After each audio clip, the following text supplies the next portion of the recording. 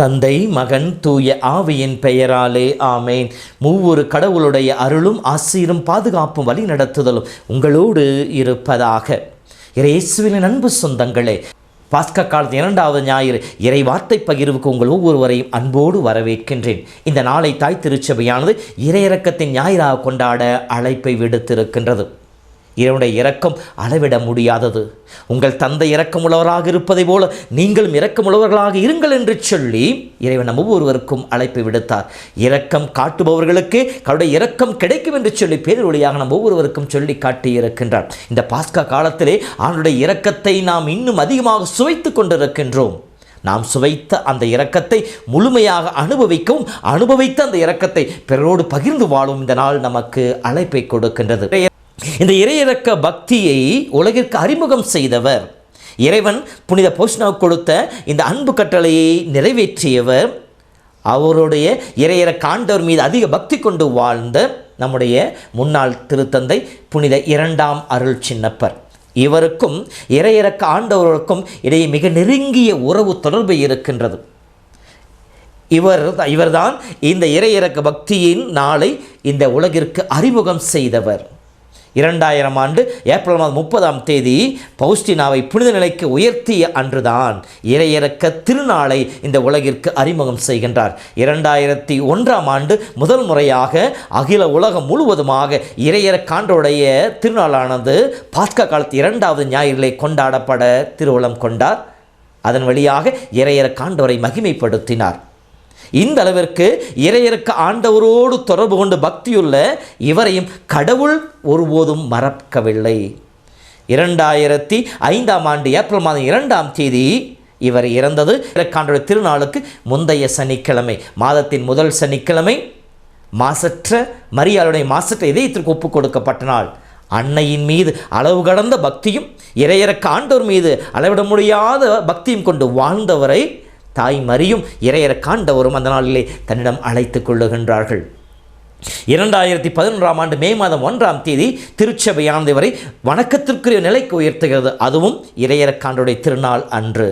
2014ஆம் ஆண்டு ஏப்ரல் மாதம் 2ஆம் தேதி இவர் புனிதராக திருச்சபையால் அங்கீகரிக்கப்படுகின்றார். அதுவும் இறையிறக்க திருநாள் அன்று. வாழ்கின்ற பொழுது இறையிறக்க ஆண்டவர் மீது பக்தி கொண்டு வாழ்ந்தவரை இறையிறக்க ஆண்டவரும் தன்னுடைய திருநாள் அன்றே எல்லா ஆசீரையும் அந்த ஆன்மாவின் மீன் பொழிந்து மாட்சிக்குரிய நிலைக்கு அவரை உயர்த்துகின்றார். நம்முடைய வாழ்விலும் இறையிறக்க ஆண்டவர் மீது கொண்ட பக்தியில் நாம் நிலைத்து வாழ்கின்ற பொழுது இறைவன் நம்மையும் தன் இரக்கத்தால் அருளால் நிறைப்பார் என்பதற்கு இவருடைய வாழ்க்கை ஒரு சிறந்த உதாரணமாக இருக்கின்றது. அன்பு சகோதரமே, இதோ இறையிறக்க ஞாயிறை கொண்டாடுகின்ற நாளிலே இறைவன் இயேசு இந்த உலகிற்கு நம்மை தேடி வந்தது இரக்கத்தின் மிகுதியினாலே. பாவத்தின் பிடியிலே, சாத்தானின் பிடியிலே, அந்தாரசக்தியின் பிடியிலே, இந்த உலகத்தினுடைய எல்லா தீய கவர்ச்சிகளிலே வீழ்ந்து மடிந்து கொண்டு நம் ஒவ்வொரு மீதும் இரக்கம் கொண்ட கடவுள் தன் வாக்குத்தத்தை நிறைவேற்றவும் அதை முழுமையாக நிறைவு பெறச் செய்யவும் தன்னுடைய ஒரே மகனை இந்த உலகிற்கு அனுப்பினார். எதற்காக? தீர்ப்பு கொடுக்கவோ தண்டனை கொடுக்கவோ அல்ல, மாறாக மீட்டுக்கொண்டு இரக்கத்தின் மிகுதியால் தன்னோடு ஒப்புரவாக்கிக் கொள்ள வேண்டும் என்பதற்காக. நம்மை தேடி வந்த இயேசுவும் அந்த ஒப்புரவின் செயலை, இரக்கத்தின் செயலை வெவ்வேறு விதங்களிலே காண்பித்தார். தேவையில் இருப்பவர்கள், அடிமைப்பட்டு கிடப்பவர்கள், நோயிலே சிக்கி தவிப்பவர்கள், சாத்தான் பிடியிலே சிக்கி நொறுங்கி போனவர்கள், இப்படி ஒவ்வொரு நிலையிலே அடிமைப்பட்டு கிடக்கிற ஒவ்வொரு மீதும் இரக்கத்தை காண்பிப்பவராக, இரக்கத்தை பொழிபவராக இருந்தார். இறையிறக்கத்தை காண்பித்த இயேசு இதோ இந்த நாளிலே தன் சீடர்களுக்கு காட்சியின் வழியாக தன்னுடைய இரக்கத்தை வெளிப்படுத்துபவராக இருக்கின்றார். அதிகாலையிலே மகதலா மரியாளுக்கு காட்சி கொடுத்து அவரை திடப்படுத்திய இயேசு அன்று மாலை சீடர்கள் குழுமி இருக்கின்ற பொழுது அவர்கள் மத்தியில் வந்து நின்று அவர்களுக்கு தன் காட்சியின் வழியாக அவருடைய விசுவாசத்தை உறுதிப்படுத்துகின்றார்.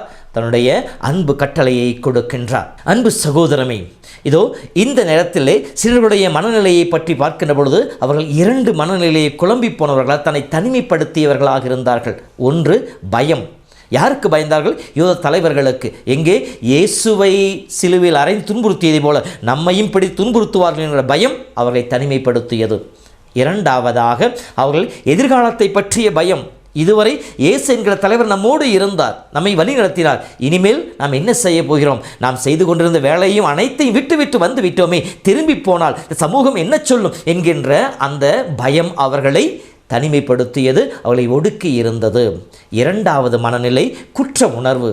இயேசுவை நாம் புறக்கணித்து விட்டோமே, அவர் மறுதலித்து அவரை நாம் ஒதுக்கி விட்டோமே, அவருடைய துன்பத்தின் பொழுது அவருக்கு துணையாக இருக்கவில்லையே, நம் தலைவன் பாடுபடுகின்ற பொழுது அவரை தனித்து விட்டு விட்டோமே என்கின்ற அந்த குற்ற உணர்வு அவர்களை தனிமைப்படுத்தியது, ஒடுங்கி வாழ வைத்தது. இந்த நிலையிலே இருக்கின்ற சீடர்களை சந்திக்க வருகின்ற பொழுது தன் நிலையிலே இருந்து இயேசு அங்கே அவர்களுக்கு காட்சி கொடுக்கவில்லை, மாறாக அவர்கள் நிலையிலே அவர்களை புரிந்து கொண்டவராக அந்த இரக்கத்தை வெளிப்படுத்துவராக இருக்கின்றார். தன் நிலையிலே இருந்திருந்தால் என்ன சொல்லி இருக்கலாம்?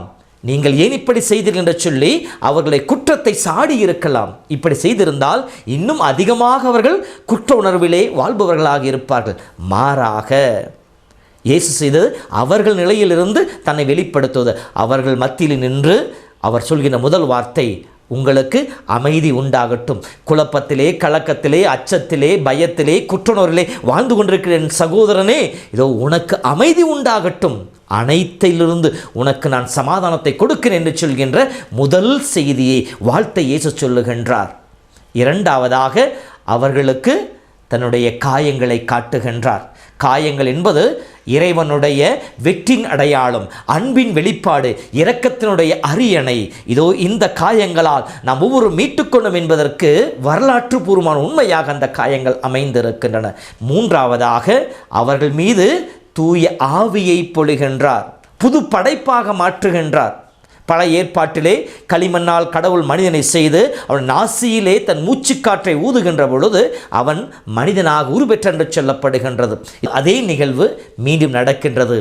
இறைவன் இவர்கள் மீது தன் ஆவியை ஊதுகின்றார், இவர்களை புது படைப்பாக மாற்றுகின்றார். எசேக்கியேல் 34 படிக்கின்ற பொழுது உங்களுக்கு புதிய இதயத்தையும் புதிய ஆவியும் கொடுப்பேன் என்று சொன்னாரே, அந்த ஆவியால் இயக்கப்படுகின்ற மக்களாக இவர்களை மாற்றுகின்றார். அடுத்ததாக அவர்களுக்கு ஒரு அன்பு கட்டளை கொடுக்கின்றார், இரக்கத்தின் கட்டளை. பிறருடைய பாவங்களை மன்னியுங்கள் என்று சொல்லி அவர்களுக்கு அந்த இரக்கத்தின் செயல்பாடை பிறருக்கு பகிர்ந்து கொடுக்க கட்டளையை கொடுக்கின்றார். இது முதல் காட்சியில் நடக்கிற நிகழ்வாக இருக்கின்றது. அன்பு சகோதரமே, நம்முடைய வாழ்விலும் கூட நாம் கலங்கி குழம்பி போய் பயத்திலும் அச்சத்திலும் குற்ற உணர்விலும் நாம் செய்த தவறுகளையும் நாம் தவறிப்போன நிலைகள் நினைத்து வாழ்ந்து கொண்டிருக்கின்ற பொழுது, உண்மையாகவே நாம் மனம் வருந்துகிற பொழுதோ இறைவன் நம் மத்தியிலே கடந்து வருவராக இருக்கிறார், நமக்கு அமைதியும் சமாதானத்தையும் கொடுப்பவராக இருக்கின்றார், நம் வாழ்க்கையை மாற்றி போடுபவராக இருக்கின்றார். எப்படி?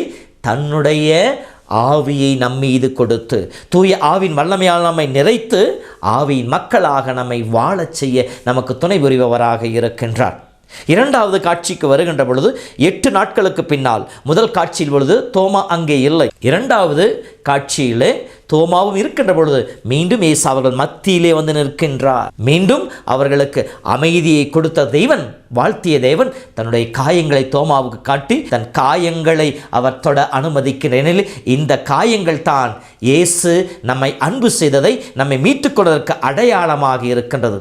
அவருடைய வெற்றின் அடையாளமாக, சாவின் மீது, சாத்தான் மீது, பாவத்தின் மீது வெற்றியின் அடையாளமாக இருப்பது இந்த காயங்களாகவே அந்த காயங்களை தொட்டு பார்க்க தோமாவுக்கு அழைப்பை விடுக்கின்றார், அனுமதி கொடுக்கின்றார். ஆண்டுடைய காயங்களை கண்டவுடன் அவருடைய பாதத்தில் விழுந்து என் ஆண்டவரே, என் தேவனே என்று சொல்லி அவரை ஏற்றுக்கொள்ளுகின்றார். அன்பு சகோதரமே, இந்த இடத்தில் இயேசு சொல்கின்ற வார்த்தை, நீ என்னை கண்டதால் விசுவசித்தால் காணாமலே விசுவசிப்போ பேறு பெற்று என்று சொல்கிறார். இது யாருக்கு? நம் ஒவ்வொருவருக்கும். நாம் ஒவ்வொருவரும் பேறு பெற்றவர்களாக வாழ இறைவன் அழைக்கின்றார். அவருடைய விசுவாசம் கொண்டு இறந்த இயேசு உயிர்த்தெழுந்தார், உயிர்த்த இயேசு என்னோடு வாழ்ந்து கொண்டிருக்கின்றார் என்கின்ற நம்பிக்கையிலே நாம் வாழ்கின்ற பொழுது நாமும் இறைவனுடைய இரக்கத்தை சுவைக்க முடியும், இறைவனுடைய இரக்கத்தை அனுபவிக்க முடியும். இயேசுனுடைய இரக்கத்தை சுவைத்து மகிழ நமக்கு வழியாக அமைந்திருப்பவை, முதலாவதாக கல்வாரி திருப்பலி. இறைவன் தன் கல்வாரி மலையிலே தன்னையே முழுமையாக உடைத்து தன் இரத்தத்தை சிந்தி தன்னுடைய இறப்பின் வழியாக நாம் ஒவ்வொருவருக்கும் மீட்பை பெற்றுக் கொடுத்த அந்த நிகழ்வை ஒவ்வொரு கல்வாரி வழியில் நாம் கொண்டாடி கொண்டிருக்கின்றோம். என்னுடைய இரக்கத்தை சுவைத்து மகிழ் நமக்கு துணை புரிகின்ற ஒரு ஒப்பற்ற வாய்ப்பு இடம் இந்த கல்வாரி தெய்வீக திருப்பலி நாம் இணைகின்ற பொழுது கடவுளோடு இணைகின்றோம். கடவுள் நம்மிலே வருகின்றார். கடவுளுடைய அன்பு முழுமையாக நம்மிலே நிறைந்திருக்கக்கூடியதாக இருக்கின்றது. இரண்டாவதாக நற்கருணை ஆராதனை. 1 மணி நேரம் ஆண்டவருடைய பிரசன்னத்தில் அமர்ந்து ஆண்டவரை நோக்கி அன்போடு பார்த்து இறைவனை துதித்து மகிமைப்படுத்துகின்ற பொழுது இறைவனுடைய அளவிட முடியாத இரக்கம் அந்த நேரத்தில் நம்மை கடந்து வர இருக்கின்றது. வேறிடத்தில் 1000 நாள் வாழ்வதை விட ஆண்டவரே உம்முடைய சந்நிதியில் ஒரு நாள் வாழ்வது மேலானது என்று சொல்லி திருப்பால் ஆசிரியர் சொல்வதை போல ஆண்டவருடைய திருப்பிரசன்னத்திலே அமர்ந்து அவரை நோக்கி ஜெபிப்பது இறையிறக்கத்தினுடைய மகிமையின் நேரமாக சொல்லப்படுகின்றது. மூன்றாவதாக நமக்கு கொடுக்கப்பட்டிருக்கின்ற ஒவ்வொரு அருட்சாதனம் இறை இரக்கத்தினுடைய அரியணை என்று சொல்லப்படுகின்றது. இறைவன் எந்த அளவிற்கு நம்மை நேசிக்க என்பதை வெளிப்படுத்தும் ஒரு அற்புதம் அருட்சாதனம் இந்த பாவசங்கீர்த்தனம் தொட்டில். அந்த இடத்துல பலவீனத்தோடு பாவத்தோடு பலுவோடு சுமையோடு குற்ற உணர்வோடு அந்த இடத்தை நாம் தேடி வருகின்ற பொழுது இறைவன் அனைத்தையும் தன்மேல் ஏற்றுக்கொண்டு இலகிய மனதை தன் ஆவியை கொடுத்து இந்த சீடர்கள் மீது தன் ஆவியை ஊதி அவளை புது படைப்பாக மாற்றியதை போல ஒவ்வொரு அருட்சாதலும் கடவுள் அதை முழு உள்ளத்தோடு தேடி வருகின்றவர்களை புது படைப்பாக மாற்றுகின்றார். தனக்கு ஏற்ற பாத்திரமாக அவர்களை மாற்றி போடுகின்றார். நான்காவதாக இறை இரக்கத்தினுடைய படம். ஏனெனில் அந்த படத்தின் கீழே இருக்கும் இயேசுவே நான் உம்மில் நம்பிக்கை வைக்கின்றேன். ஒவ்வொரு முறை அந்த படத்தை பார்க்கின்ற பொழுது இந்த வார்த்தைகளை உச்சரித்து நாம் ஜெபிக்கின்ற பொழுது நாம் இயேசுவை நோக்கி நம் உள்ளத்தை திருப்புபவர்களாக, இயேசுவின் இதயத்தை நோக்கி நம்முடைய வாழ்வை திருப்புபவர்களாக இருப்போம். ஆகவே இந்த இறையிறக்க படத்தை வைத்து அந்த இறை வார்த்தையை சொல்லி ஜெபிக்கின்ற மக்களாக இருக்க வேண்டும். ஐந்தாவதாக இறையிறக்க ஜெபமாலை. பாவிகள் மனமாற்றத்திற்காக மற்றும் பல்வேறு கருத்துகளுக்காக, இறைவனை விட்டு விலகி சென்றிருப்பவர்களுக்காக, இறைவனுடைய இரக்கத்தை விட்டு விலகி வாழ்ந்து கொண்டிருப்பவர்களுக்காக, இறைவனுடைய இரக்கத்தை அனுபவிக்காத மக்களுக்காக இந்த இறையிறக்க ஜெபமாலையை நாம் முழுமையாக பக்தியோடு ஒப்புக்கொடுத்து ஆண்டோடைய இரக்கத்தை நாமும் பெற்று பிறருக்கு பகிர்ந்து கொடுக்க முடியும். இறையிறக்க ஆண்டுடைய திருநாளை கொண்டாடுகிற நாளிலே இந்த இறையிறக்க ஞாயிறு இறைவன் கொடுத்த வாக்கு தத்தங்களாக நமக்கு கொடுக்கப்பட்டிருப்பது, முதலாவதாக இறைவன் ஆன்மாவை பாதுகாக்கின்றார். வாழ்கின்ற பொழுது இறையிறக்க ஜெபமாலை பக்தியோடு ஜெபித்து என்ற இரக்கத்தினை அர்ப்பணித்த ஆன்மாக்களை சாவின் தலையிலிருந்தும் நிலை வாழ்வை தருகின்ற அந்த ஆசிரியை கொடுப்பவராக இருக்கின்றார் என்கின்ற வாக்குறுதி தரப்பட்டிருக்கின்றது. இரண்டாவதாக நம்பிக்கையின் வாக்கு தத்தம். இறையிறக்க ஆண்டவர் ஜெபமாலை ஜெபித்து இறையிறக்க ஆண்டவர் மீது நம்பிக்கொண்டு வாழ்கின்றவர்களுக்கு நிலை வாழ்வு நிச்சயம் உண்டு என்கின்ற அந்த நம்பிக்கையின் வாக்கு தத்தத்தை கொடுத்திருக்கின்றார். இறையிறக்க ஜெபமாலை ஜெபித்து இறையிறக்க ஆண்டோட பக்தியில் நம்பிக்கை வைத்து வாழ்வோடைய ஜெபங்கள் கேட்கப்படும். இந்த இறையிறக்க ஜெபமாலை பக்தியோடு ஜெபித்து நாம் ஒப்பு கொடுக்கின்ற ஒவ்வொரு மன்றாட்டுக்களும் ஒவ்வொரு விண்ணப்பங்களும் ஆண்டவர் ஏற்றுக்கொள்ளப்படும். நாம் ஜெபிக்கின்ற மனிதர்கள் ஆசீர்வதிக்கப்படுவார்கள். நாம் ஜெபிக்கின்ற காரியங்களை இறையிறக்க ஆண்டவர் ஆசீர்வதிப்பவராக இருக்கின்றார். ஆகவே இத்தகைய வாக்குத்தத்தங்களை கொடுத்திருக்கின்ற இறையிறக்க ஜெபமாலையை நாம் அடிக்கடி ஜெபிக்க முயற்சிப்போம். இறையிறக்க நவநாள், அதாவது பெரிய வெள்ளிக்கிழமையிலிருந்து இறையிறக்க திருநாள் வரைக்கும் இந்த 9 நாட்கள் இந்த நவநாள் கொண்டாடப்படுகிறது. இந்த 9 நாட்களும் வெவ்வேறு கருத்துக்களுக்காக இறையிறக்க ஆண்டோடைய பிரசன்னத்திலே கூடி வந்து ஒன்றாக சேர்ந்து இறையிறக்க ஜெபமாலை ஜெபித்து கருத்துக்களை ஒப்பு கொடுத்து ஆண்டவரை நோக்கி மன்றாடுகின்ற பொழுது என்னுடைய இரக்கமானது அளவிட முடியாத அளவுக்கு நம்மை தேடி வரக்கூடியதாக இருக்கின்றது. அடுத்ததாக இறையிறக்க நேரம். ஒவ்வொரு நாளும் மாலை 3 மணியோ அதிகாலை 3 மணியோ இறையிறக்கத்து நேரமாக கொடுக்கப்பட்டிருக்கின்றது. இந்த நேரத்தில் இறையிறக்க ஆண்டவரை நினைத்து ஜெபமாலை ஜெபித்து ஆண்டவர் கரங்களை ஒப்பு கொடுக்கின்ற பொழுது அந்த நேரம் என்னுடைய இரக்கத்தை நமக்கு பெற்றுக் கொடுக்கக்கூடிய நேரமாக இருக்கின்றது.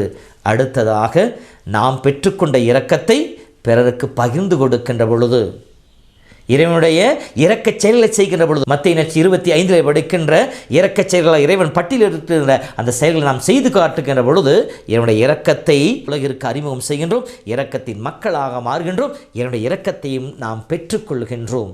தன்னுடைய இதயத்திலிருந்து சுரந்தோடுகின்ற இரத்தத்தினாலும் தண்ணீரினாலும் நமக்கு மீட்பையும் புது வாழ்வையும் கொடுக்கின்ற ஆண்டவர் நம்மிலும் அத்தகைய ஆசி நிலைத்திருக்க செய்வாராக.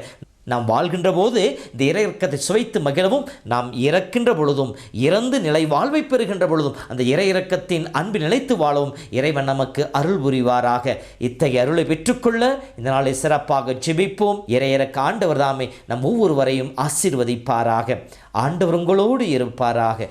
எல்லாம் வல்ல இறைவன் தந்தை, மகன், தூய ஆவியின் பெயராலே ஆமேன். அளவில்லா இரக்கம் கொண்டவரே, அனுதினம் என்னை ஆள்பவரே,